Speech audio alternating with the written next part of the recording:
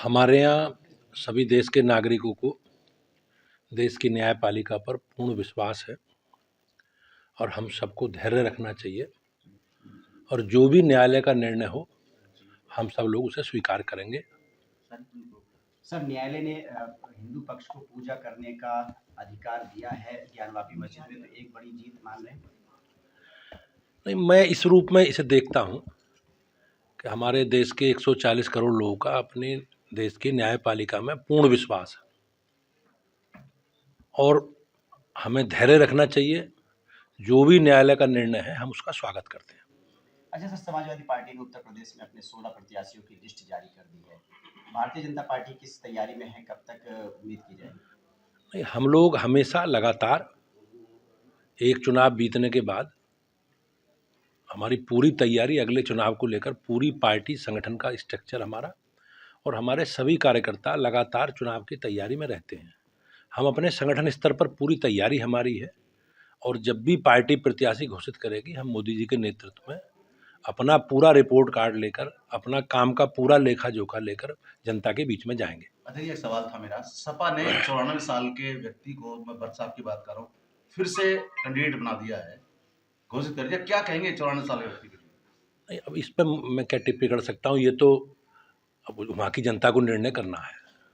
India गठबंधन अखिलेश यादव की तरफ से अभी एक ट्वीट आया है, कार्यवाहक जो डीजीपी बनाए गए हैं प्रशांत कुमार, उसको लेकर वो कह रहे हैं कि कहीं ना कहीं सरकार, अब जनता जो है ये पूछ रही कार्यवाहक ही क्यों दे रहे हैं, क्या साठगांठ है अपराधियों से या दिल्ली लखनऊ की लड़ाई है? नहीं, ये सरकार की एक व्यवस्था है और अभी डीजीपी रिटायरमेंट हुए हैं, रिटायरमेंट हुआ उनका और सरकार ने किसी को कार्यभार ग्रहण किया है और मुझे विश्वास है जो भी उसकी प्रक्रिया होगी हम सब लोग मतलब सरकार उसे पूरा करेगी। इंडिया गठबंधन में जिस तरह से फूट पड़ी हुई है, उसकी हालत को देख करके क्या कहना चाहिए?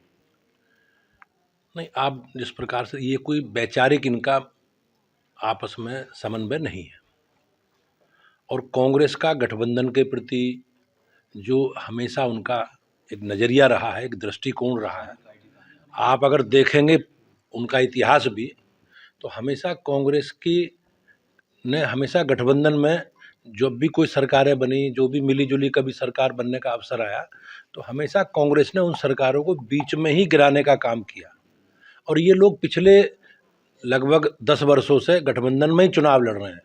लेकिन चुनाव के बाद गठबंधन कहाँ जाता है, ये लोग क्या करते हैं, तो ये केवल चुनावी गठबंधन है, चुनाव के लिए गठबंधन है, अपने परिवार को बचाने के लिए गठबंधन है और जो अनैतिक काम किए, एक भाई भतीजे के आधार पर इन्होंने जो पूरा एक भ्रष्टाचार किया है, उसको बचाने का गठबंधन है। लेकिन देश की जनता, प्रदेश की जनता सब जानती है और प्रदेश की जनता का, देश की जनता का गठबंधन मोदी जी से है।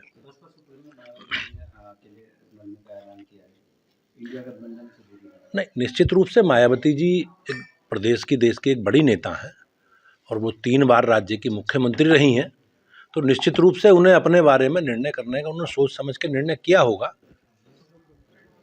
ईडी की जांच पर सवाल उठाए जा रहे हैं। मुझे ऐसा लगता है, आप लोग देखते होंगे, अब जब लालू यादव जी जब पहली बार चारा घोटाले में गिरफ्तार हुए तो उस समय किसकी सरकार थी? ये झारखंड मुक्ति मोर्चा के सांसदों के खिलाफ, शिबू सोरेन जी के खिलाफ जिस प्रकार से मुकदमे दर्ज हुए, ये लोग जेल गए, तब किसकी सरकार थी? उत्तराखंड में यूसीसी लाने की तैयारी है सर, यूपी को लेकर के क्या कहना है? ये अब इसका जवाब तो सरकार से जुड़े लोग बता सकते हैं, लेकिन उत्तराखंड ने इसकी तैयारी की है, उन्होंने एक समिति बनाकर इसकी रिपोर्ट उन्होंने कलेक्ट की है। उत्तर प्रदेश भी सरकार को निर्णय करना है। सर, एक आखिरी सवाल मेरी तरफ से बस ये है कि ये शांतनु ठाकुर जो केंद्रीय मंत्री है, उन्होंने सीएए को लेकर के एक बयान दिया था पश्चिम बंगाल से कि 7 दिन में लागू हो जाएगा, 3 दिन निकल चुके हैं, किस तरह से देखते हैं? ये निर्णय सरकार को करना है और सरकार के लोग ही इस पर कुछ अधिकृत बातचीत कह सकते हैं। अध्यक्ष जी, जो सपा की लिस्ट जारी हुई है नॉमिनेशन उसके लिए, उसमें 3 परिवार के लोग हैं, क्या कहेंगे? नहीं, निश्चित 16 लोगों में 3 परिवार। निश्चित रूप से ये लोग परिवारवादी लोग हैं और ये हमारे देश के लिए सबसे घातक पक्ष है, क्योंकि इन परिवारवादी दलों ने हमेशा अपने परिवार को प्राथमिकता में रखा है। देश के विकास के प्रति कहीं ये लोग गंभीर नहीं है, ये अपने परिवार को और अपनी विरासत को बचाने के लिए गंभीर है।